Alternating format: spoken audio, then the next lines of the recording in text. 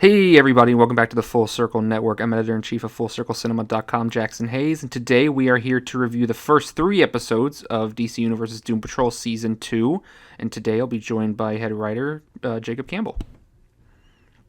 Hey, what's up, everybody? Thanks for having me on. I'm really excited to talk about Doom Patrol this week.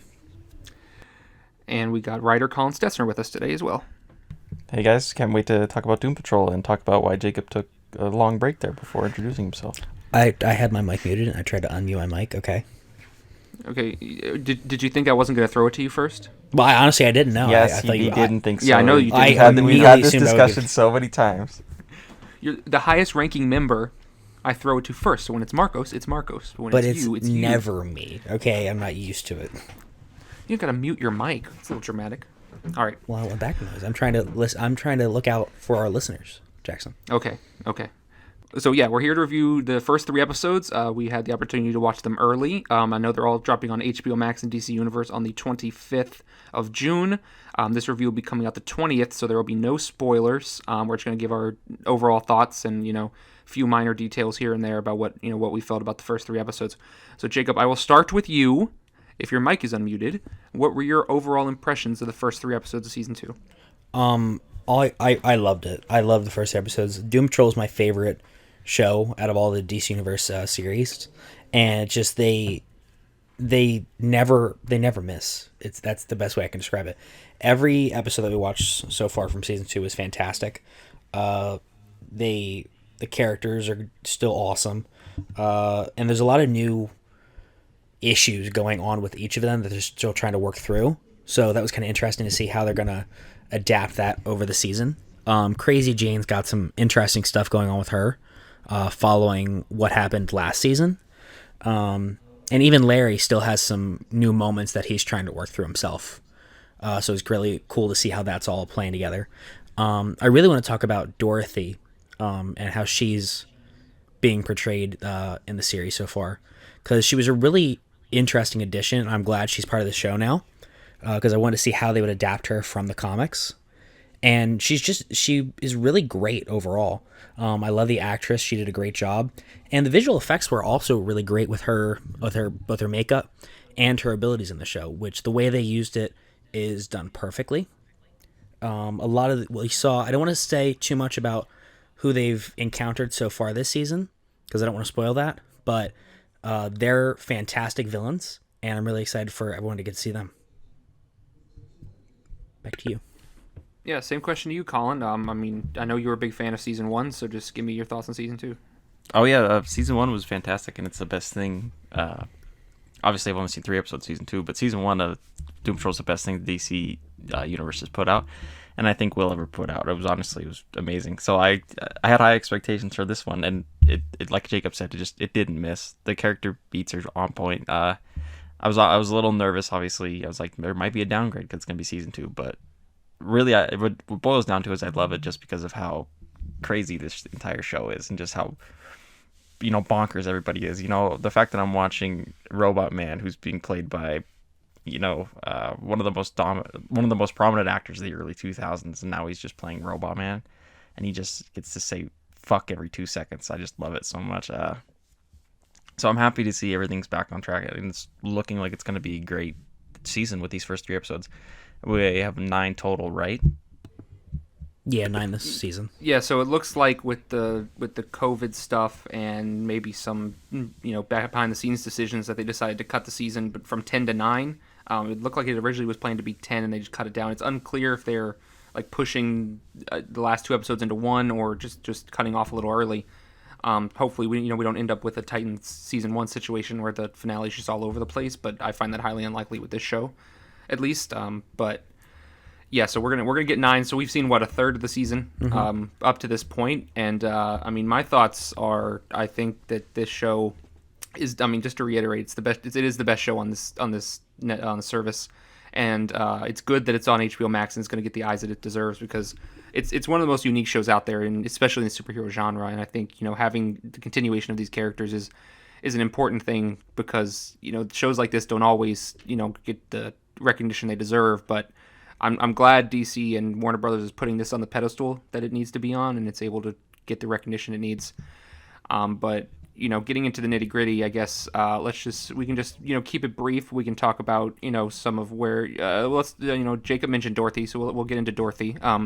She's obviously kind of the headliner, the newest addition to the team that was shown in the finale. And they cast a young actress for her and then brought her in, and it's one of those things where kid actors are always tough, especially on a show like this where the material is so mature. But I think she fits in perfectly, and I think the way they're portraying her is incredibly fascinating and sets up for a really interesting story the rest of the season. I mean, there's 6 episodes left, but with what we've seen so far, there's a lot more that the show can do with her, and it can expand on the character. I just hope that we don't fall into any kid character cliches when we haven't seen any of that so far. So I'm hopeful that that's not going to happen. But Colin, what were your thoughts on Dorothy? So I didn't know anything about Dorothy until obviously the finale of season 1 last year, and Jacob, obviously he might know more just from the comics. So this is a completely new character to me, and I think she's killing it. And I think I was a little nervous that they were going to make her the vocal point, like the main part of this story for this season was going to be, it was basically going to be all around Dorothy. But these first 3 episodes, I mean, this proved to work out fine. Her character is great. I mean, the writing around her is fine, and like Jacob said, the prosthetics on her, I mean, they look amazing. It's weird to me in a show that features these weird characters that I'm, like Cyborg. You look at what he looks fine. Don't get me wrong. JOIVAN WADE, he looks great as Cyborg, but the metal on him sometimes obviously looks a little fake. And then you go over and you see the prosthetics on Dorothy. It's like, wow. I mean, it's great. I'm glad to have her, and it looks like the writers know what they're gonna do with her this season and with the entire Doom Patrol. So I have nothing but good things to say about her or her performance or what they're doing with her in the story. I think on that same note, we can talk about. I mean, it's clear that this show got a budget increase because the effects in the first 3 episodes, there are a couple sequences, definitely in the 3rd episode and some in the 2nd, that are just they're cinematic quality. They're big budget TV quality, something you'd see on Game of Thrones. There's something in the 3rd episode with Red Jack. Jacob, you want to talk about that? Not specifically, but just the sequence of what transpires. That it's really visually very interesting, and I find that they pulled it off. Pretty impressive for a DC Universe streaming show. Yeah, absolutely. I fully agree with that. Red Jack, if you know him in the comics, he's an absurd character, but he's also just really menacing, and they really captured that well in the show. And the visual effects that they gave him are just fantastic. Like Jackson said, I don't want to give too much of away about what happens, but I feel like on the season 1 budget, it wouldn't have looked as good as it did for season 2. It just looked fantastic with him and everything going on. It's tough to describe it well since we can't give any spoilers away, because we don't want to ruin it for you guys, but it looks amazing. And just the rest of the season looks equally as amazing. Yeah, and I know I had some gripes with the finale, which wasn't an episode that totally worked for me, with the big fight between the roach and the rat. It went a little off the deep end for me, and the effects didn't really work all that well, in my opinion. It seemed like they'd kind of spent a lot of money, and they just kind of went in and tried to VFX this thing at the end, but that hasn't been the issue at all here. I know there's some other big VFX characters involving Dorothy that they also portrayed here. If Jacob, if you want to go into her deeper, because I know you know more about her inner workings, but the visual effects on her, the characters that surround her are very fascinating, and there's one, and I know you want to touch on that's really, really well done. Yeah, so I'm gonna say some of the characters out loud because they've shown up in some of the trailers for it already, so that's not really a spoiler at this point. If you know Dorothy from the comics, she has the ability to kind of conjure these creatures from her imagination, and that includes characters like Darling, the were-beast from the Caveman episode of season 1, and one of the other characters is Candlemaker, who's this sort of he's kind of like an interdimensional demon type thing that is able to come to the real world via Dorothy. And I wasn't sure if they were going to have him show up this season or if he'd be more like a presence later on. But if you will see him this season, and he looks insanely amazing. It's just the work that went into him visually is just fantastic. and I can't wait to see him pop up again later on in the season. I also just kind of want to touch on Dorothy, her visual effects as well, like the prosthetics. I wasn't too happy with how they looked in some of the promotional stills, but in action, they just look fantastic. It's kind of the same as like Wildcat and Stargirl. Didn't look that great in the promotional stuff, but it looks amazing in action. And I'm really excited to see her powers utilized later on in the season, especially with Candlemaker. Yeah, I mean, yeah, I think there's definitely going to be more of that. Before, this is a review, and we're very excited about things. I mean, there was one thing, kind of a negative, I wanted to touch on. We don't have to get super specific, but Cyborg kind of has his own solo mission going on in the first couple episodes. I know I haven't been a super big fan of it. It's just it feels a little melodramatic for the show. There obviously might be something more at play going on as we move forward. I know they kind of teased something in the last third episode about what the direction they may take the storyline. But I don't know, Colin, if you want to touch on that, your opinion on that story. I just know it wasn't working for me all that well. It's weird, but I think about it in the light that this season they are also. It seems like it's going to be a bit more intimate for all the characters. Like season 1, obviously there were some big moments in that. Obviously, we got pretty emotional, but this one, I don't know about you guys, but it just feels like just these first 3 episodes, it seems that the direction they're going to take these characters, it's going to be a bit more intimate between a couple of them. No, I definitely agree with that point. I mean, it's evident in Crazy Jane's story and Robotman's story, and even Larry's story. They've all gotten, in the first 3 episodes, get pretty down and dirty in their psyche and their minds, and what's going on.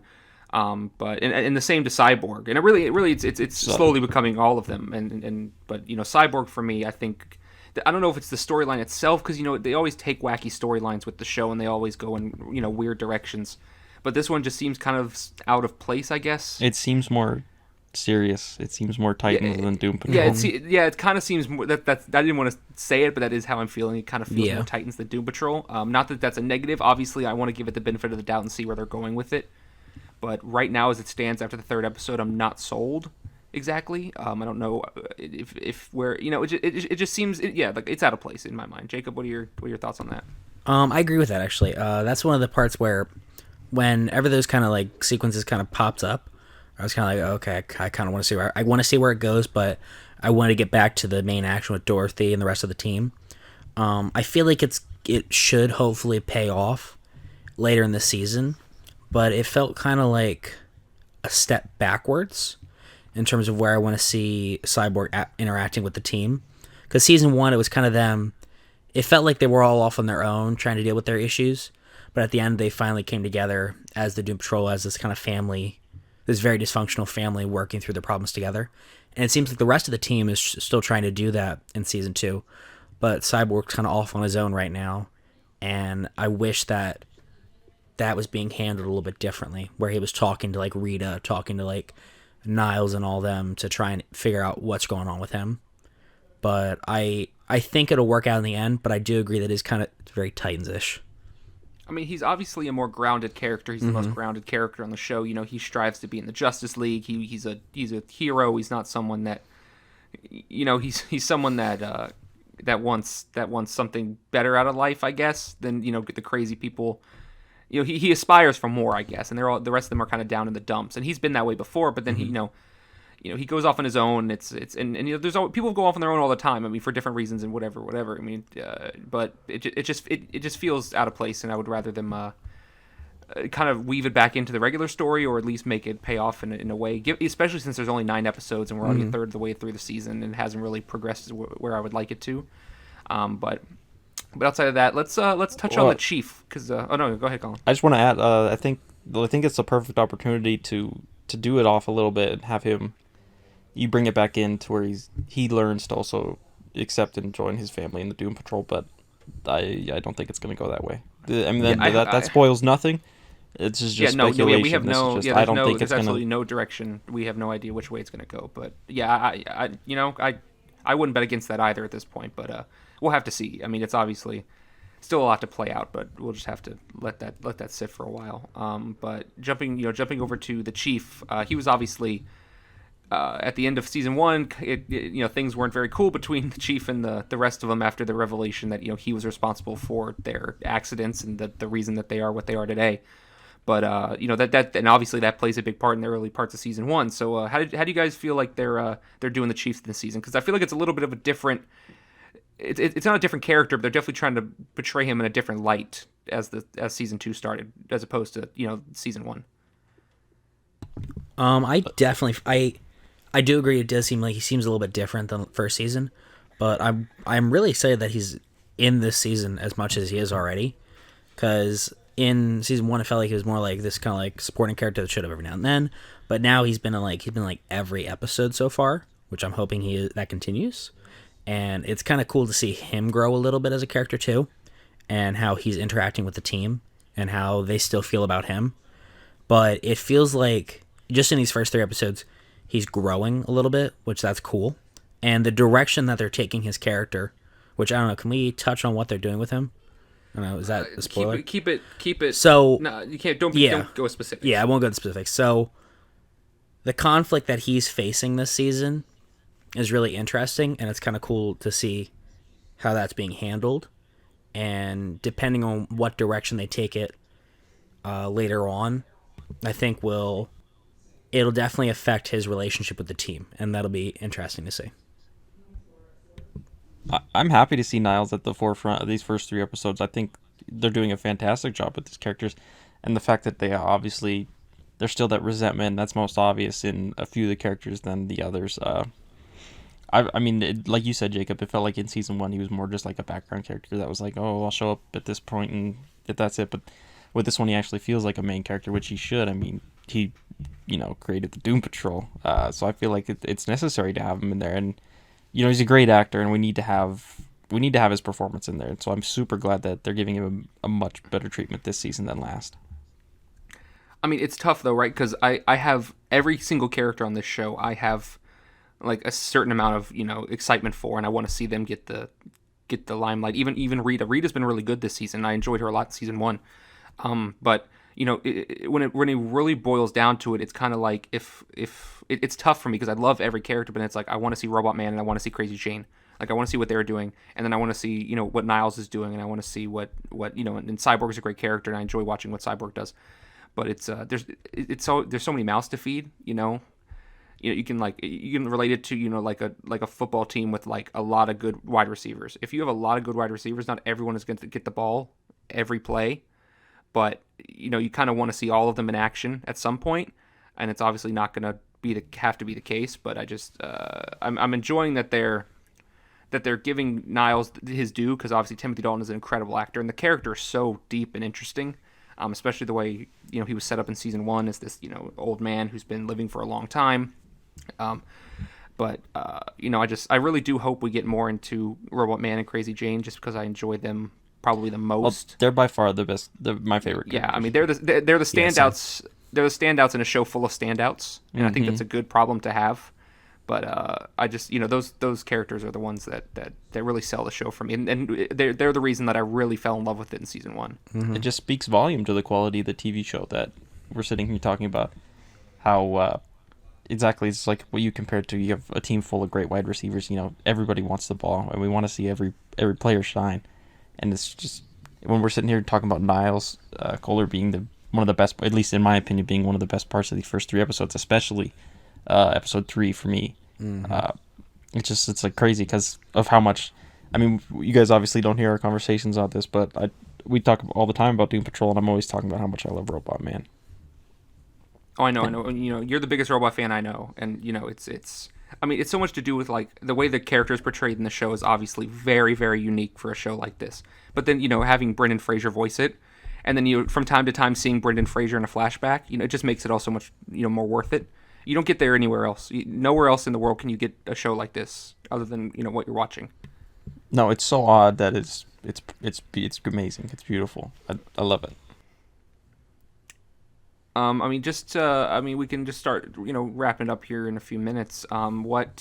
Jacob, do you have any other thoughts you want to jump to before we get going? No, we kind of touched on everything I really wanted to talk about. I wanted to mention Dorothy and Niles' arc so far. And I mean, we can talk about their dynamic a little bit. I mean, yeah, can touch yeah, on we can that. absolutely touch on Because that. they're obviously, he introduced her as his daughter. Yeah, That's obviously we learn how that plays out early on in season 3, or season 2. What the answers are to that, and it's I find them both when they're acting together really, really interesting, and I find them the dynamic very, very it's emotional and deep, but it's also light and fun at times. Yeah. So I feel like they've done a really good job, and I mean it's always weird, like I talked about before, having a kid actor in a show like this. It's not exactly a kid-friendly show, but they really make it work. Imagine standing opposite of, well, I know Brendan Fraser usually isn't in the suit, but imagine standing opposite Robotman and you just are getting told "fuck you" at you when you're right. little. I mean, right. All these crazy, the crazy things that they say and how rude and blunt all these characters can be, and they're they just come out of nowhere, and it's very interesting. It's something that you don't see every day, and it's a show that it really can only be done on this show. I think is the way to put it. No, just as Crazy Jane and Robotman were the best duo of last year, I think we're gonna see that again with Chief and Dorothy this year. I think they're gonna be the best ones this whole season. They work really well off of each other, and it's just really cool to see their interactions. It's just fantastic. Yeah, I mean, just we can briefly touch on the villains. I know a lot of them have been in the promotional materials. The Red Jack we mentioned, Dr. Time, who I was a big fan of. He appears in episode 2. He's so good. The Dr. Time episode is so I did good. not expect it at all. No, because you can't expect what they do with the show. I love what they did with that, because I don't know Dr. Time. I mean, I looked him up when we were talking about him being in the show. I have no idea who he is.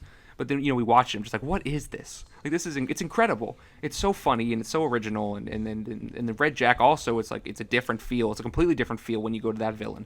Like, they're very distinct. Oh, like, it's so non-traditional than your typical. There's nothing surface value about these villains or these characters, and it's just entertaining to watch from start to finish. And I know we have some crazy. I know the Sex Men were in one of the trailers. That's and the very next episode. Going on and on. The very next episode about Sex Men. If they adapt like the story that they're from in the comics, next episode is just going to be one of the weirdest Doom Patrol episodes ever, and that's saying something since it's Doom Patrol.